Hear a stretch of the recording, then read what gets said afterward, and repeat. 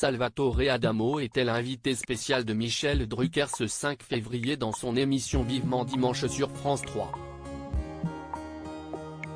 L'occasion pour le chanteur de se confier sur ses enfants. Chaque week-end, Michel Drucker est aux commandes de Vivement Dimanche, son émission qui a basculé depuis la rentrée dernière sur France 3. Sur son mythique canapé rouge, l'animateur reçoit de nombreux invités venus de tous les horizons.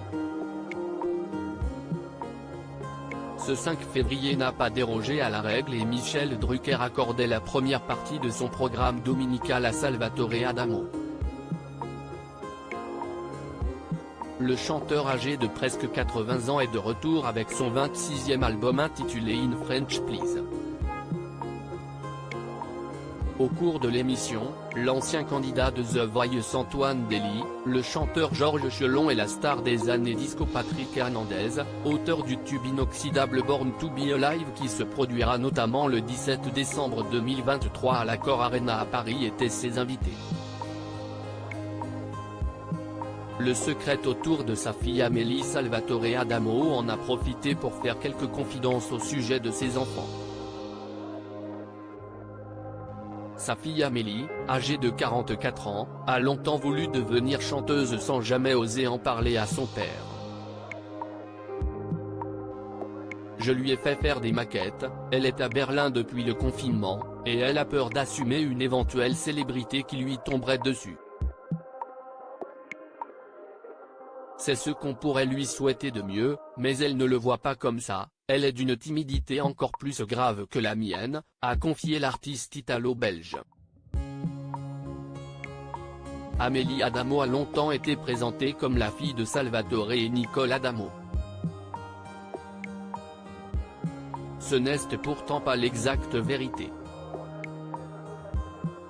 Si est seulement en 2004 que Salvatore Adamo a levé lui-même le secret. Elle est en fait née de la liaison entre l'auteur des Filles du bord de mer et une actrice d'origine allemande, Anne Theal. Après son accident cérébral en 2004, le chanteur avait décidé de régler les tensions dans sa famille.